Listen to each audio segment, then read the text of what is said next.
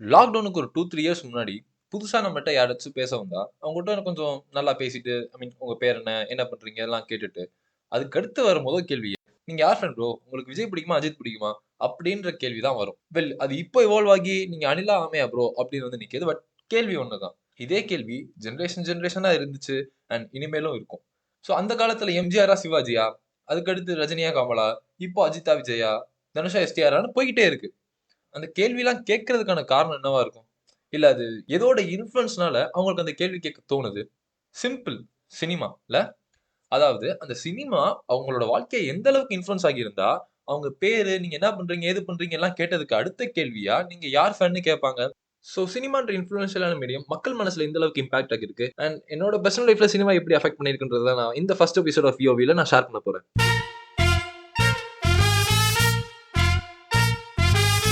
Hi, hello, வணக்கம். நான் உங்க Harish. Welcome to the first episode of POV voice of Vaigai tales of a boy from Madurai.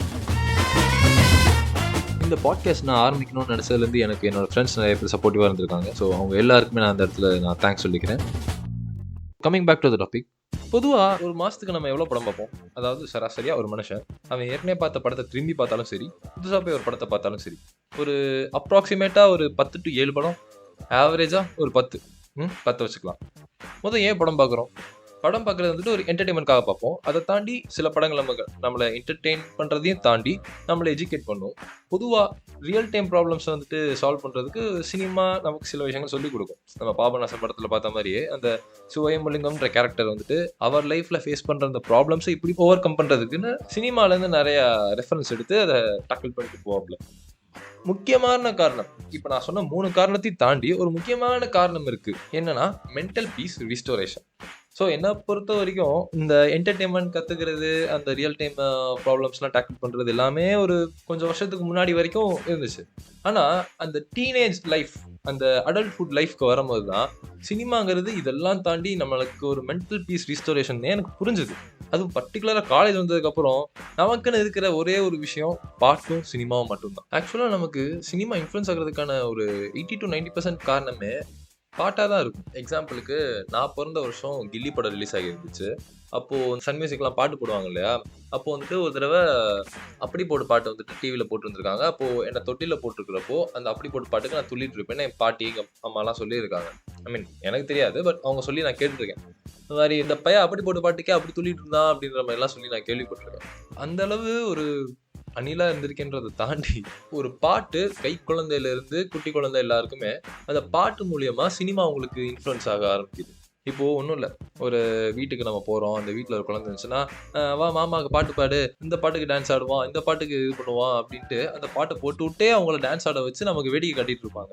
இது எல்லார் வீட்லயும் நடக்கிறது தான். அத மாரி ஒவ்வொரு விஷயமும் அந்த குழந்தைகள் மனசுல பதிஞ்சு பதிஞ்சு சினிமாக்குள்ள அந்த குழந்தைகள் இன்ஃப்ளூயன்ஸ் ஆகுது. அந்த சினிமாவ வந்துட்டு அந்த குழந்தைகளுக்கு சின்ன வயசுல இருந்தே பிடிக்க ஆரம்பிக்குது. அது வளர்ந்து வளர்ந்து வளர்ந்து அத பார்த்து ரசிக்க ஆரம்பிக்குது. And this is how cinema gets influenced with us. சரி, சினிமா சின்ன பசங்களுக்கு எப்படி இன்ஃப்ளூயன்ஸ் ஆகுதுன்னு சொல்லிட்டேன். அப்போ பெரியவங்களுக்கு எப்படி அஃபெக்ட் ஆகுது? அதையும் சொல்றேன். அதுதான் ஆக்சுவல் இன்ஃப்ளூயன்ஸ். சின்ன பசங்களுக்கு இன்ஃப்ளூயன்ஸ் ஆகுறது சகஜம் தான். ஆனா பெரியவங்களுக்கு எப்படி இன்ஃப்ளூயன்ஸ் ஆகுதுன்றதையும் நான் சொல்றேன். அண்ட் என்னோட பர்சனல் லைஃப்ல எப்படி அஃபெக்ட் ஆகுதுன்றதையும் சேர்த்து சொல்றேன். ஸோ இப்போ இது 2த்தையும் சேர்த்து சொல்றதுக்கு ஒரு படம் நான் எக்ஸாம்பிள் எடுத்துக்கிறேன். நம்ம ரீசெண்டா சினிமாஸ்ல வந்த வாழை படத்தை நான் எக்ஸாம்பிள் எடுத்து சொல்றேன். மாரி சிவாஜி அவர்களின் இயக்கத்தில் வந்த வாழை படத்துல அந்த சின்ன பையன் 2 வாழைத்தார தூக்கிட்டு சுமந்துட்டு நடந்துட்டு போவான். அது ஒரு நல்லா படிக்கிற பையன்.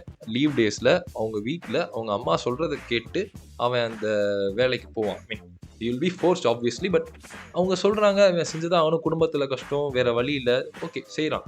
செய்யற அந்த பையன் மறுபடியும் அந்த ஸ்கூலுக்கு வந்து உட்காந்து அந்த கழுத்து வலியோட ஃபீல் பண்ணிட்டு, அது உண்மையிலேயே பார்க்கவே பாவமா இருக்கும். இது வந்துட்டு சும்மா ஒரு ஃபிக்ஷனலா எடுத்த கதையில, obviously it's based on true events. அது வந்துட்டு படத்தோட ஸ்டார்டிங் கிரெடிட்ஸ்லயே வந்துட்டு மாரி செல்வராஜ் சொல்லியிருப்பாரு. அண்ட் இப்போவும் ரியல் டைம்ல அந்த வாழைப்படம் வந்து அதே வீக்கெண்ட்ல நடந்த நீயா நானா ஷோல இந்த மாதிரி படிச்சுட்டே குடும்ப கஷ்டத்தினால் வேலை பார்க்குற பசங்க அண்ட் பேரண்ட்ஸ் 2 பேரையுமே உட்கார வச்சு அந்த நீயா நானா இன்டர்வியூல சொன்னப்போ ஒரு பையன் இன்னமும் அதே மாதிரி 2 கிலோமீட்டர் 4 கிலோமீட்டர் நடந்து போய் படிக்கிற அந்த டைம்லயுமே மீதி இருக்கிற டைம்ல அவன் குடும்ப கஷ்டத்தை உணர்ந்து வேலை பார்க்குறான் அப்படின்ற ஒரு விஷயம் வந்துட்டு தெரிய வந்துச்சு.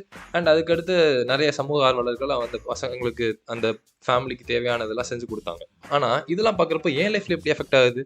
ஆப்வியஸ்லி எனக்கு இந்த மாதிரி ஒரு நல்ல லைஃப், நல்ல ஒரு சஃபிஸ்டிகேட்டடான லைஃப் அமைஞ்சதுக்கு நான் என் பேரண்ட்ஸுக்கு தேங்க் பண்ணி இந்த மாதிரி நடக்கிறதெல்லாம் பார்த்து I should be grateful to my life. So அதுதான் அந்த பர்டிகுலர் ஃபிலிம் எனக்கு ப்ரீச் பண்ணது. அட் தி சேம் டைம் இதே மாதிரி நிறைய பேருக்கு இன்னமும் நடக்குதுங்கிறத வலியுறுத்துற விதமாக இந்த படம் நமக்கு அமைஞ்சது. அண்ட் எனக்குலாம் ஆப்வியஸ்லி அந்த படம் வரதுக்கு முன்னாடி இதை மாதிரிலாம் நடந்திருக்கு, இதை மாதிரிலாம் இப்போவும் இருக்காங்கன்றதுலாம் அந்த படத்தை பார்த்ததுக்கப்புறம் தான் எனக்கு தெரியும். எனக்குன்னு இல்லை, நிறைய பேருக்கு அதை பார்த்ததுக்கப்புறம் தான் தெரியும். ஸோ இந்த பர்டிகுலர் வாழை ஃபிலிம் இந்த இவ்வளோ விஷயங்கள் சொல்கிற மாதிரி ஒவ்வொரு படமும் ஒவ்வொரு விஷயமும் சொல்றோம். இது ஒரு ஆர்ட் ஃபிலிம் கொடுக்குற இம்பாக்ட், சோஷியல் இம்பாக்ட்னு சொல்லலாம். என்ன மாதிரி ஒரு பையனுக்கு அது கொடுக்குற ஒரு பர்சனல் இம்பாக்ட்னு கூட சொல்லலாம். பட் இதை தாண்டி சினிமா என் லைஃப்ல என்ன மாதிரி ஒரு ப்ளே கொடுக்குதுன்னா, மென்டலி டவுனாக இருக்கிறப்பவும் சரி, இல்லை ஒரு சின்ன மைனர் இன்கன்வீனியன்ஸ் ஆனாலும் சரி, நான் முதல்ல பார்க்குறது ஒரு சினிமா. எனக்கு பிடிச்ச படத்தையோ இல்லை பிடிச்ச சீனையோ எடுத்து போட்டு பார்த்து வைப் ஆகிட்டு என்னோட மென்டல் பீஸை நான் ரீஸ்டோர் பண்ணிக்குவேன். அப்போ ஃபுல் அண்ட் ஃபுல் சினிமாவில் இன்ஃப்ளூன்ஸ் ஆகுறது கரெக்டாக அப்படின்னு கேட்டால் கண்டிப்பாக கரெக்டுன்னு சொல்ல மாட்டேன். ஏன்னா இதில் பேட் இன்ஃப்ளூன்ஸும் இருக்குது. ஸோ பேட் இன்ஃப்ளூன்ஸ் நான் எதை மென்ஷன் பண்ணுவேன்னா, ஒரு 1980s நம்ம சூப்பர் ஸ்டார் ரஜினிகாந்த் அவ்வளோ பீக்கில் இருந்தப்போ அவர் அவரோட ஃபேன்ஸ்க்கு ஒரு பெரிய பேட் இன்ஃப்ளூன்ஸாக இருந்தார். எக்ஸாம்பிள்லாம் இல்லை, இது ஒரே ஒரு பெரிய பேட் இன்ஃப்ளூன்ஸ் தான். என்னன்னா ஸ்மோக்கிங். ரஜினி ஃபேன்ஸாக இருந்து எத்தனையோ பேர் அவர் பண்ணுற ஸ்டைல் பார்த்து ஸ்மோக் பண்ணியிருக்காங்க. அண்ட் அது அவர் ஃபிலிம்காக பண்ணுறாரு, அவர் நடித்து காசு வாங்கிட்டு போயிடுவார். ஆனால் அந்த ஃபேன்ஸ் அதை பார்த்து ஸ்மோக் பண்ணி அவங்க ஹெல்த்தை எடுத்துக்கிட்டு, அது உண்மையிலே நான் எனக்கு ஃபீல் பண்ண வரைக்கும் எனக்கு க்ளோஸாக ஃபீல் பண்ணதில் என்னோட மாமா அவர் ஒரு பெரிய ரஜினி ஃபேன். அவர் ரஜினி பார்த்து சிகரெட் பிடிக்க ஆரம்பிச்சு அண்ட் அவர் அந்த கெட்ட பழக்கத்தை அவர் விடவே இல்லை. ஆனால் இங்கே மாமா மாதிரி எத்தனையோ கோடிக்கணக்கான ரஜினி ஃபேன்ஸ் இருந்து இதே மாதிரி ஒரு பேட் இன்ஃப்ளூயன்ஸில் சிகரெட் பிடிச்சி அவங்க ஹெல்த்தை அவங்க பாதிச்சுக்கிட்டாங்க. So cinema is not just about the good influence, அதில் பேட் இன்ஃப்ளூயன்ஸ் இருக்குது. நம்ம எதை எடுத்துக்கிறோங்கிறது தான் மேட்டர்ஸ்.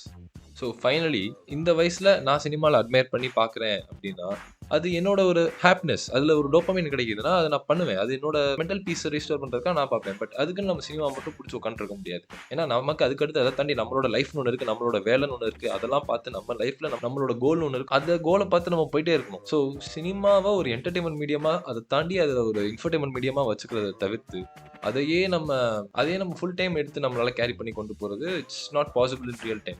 ஏன் அப்படி சொல்கிறேன்னா, அஸ் ஸ்டூடெண்ட்டாக நமக்கு நிறைய வேலை இருக்குது. வேலை தெரிறதே ஒரு பெரிய வேலையாக இருக்குது. ஸோ இதுக்கு நடுவில் நம்ம சினிமா ஒரு எஸ்கேப் ஃப்ரம் ரியாலிட்டியை மட்டும் தான் பார்க்கணும். சினிமா பார்க்குறியா பாரு, பாட்டு கேட்குறியா என்ஜாய் பண்ணு, வைப் பண்ணுறியா ஃப்ரெண்ட்ஸோட பேசுறியா, அதை பற்றி பேசுறதுனால ஒரு சந்தோஷம் வருதா, எல்லாத்தையும் என்ஜாய் பண்ணிட்டு நம்ம உண்டு நம்ம வேலை உண்டு நம்ம வேலையை பார்த்தோமா, அதை நம்ம மனசுக்குள்ளே வச்சுக்கிட்டோமா, திரும்ப அதை டைம் கிடைக்கிறப்போ ஒரு ஃப்ரீ டைமில் நம்ம பார்க்குறோமா, அவ்வளோதான், சிம்பிள். ஸோ அவ்வளோதான். சினிமா இந்த அளவுக்கு ஒரு இன்ஃப்ளூயன்ஸ் ஆகியிருக்குன்றத ஸோ போத் பாசிட்டிவ் அண்ட் நெகட்டிவாகவும் நான் சொல்லியிருக்கேன். பாசிட்டிவாக நம்ம கன்சிடர் பண்ணி எடுத்துக்கலாம், நெகட்டிவாக நம்ம ரெக்டிஃபை பண்ணி மாற்றிக்கலாம்.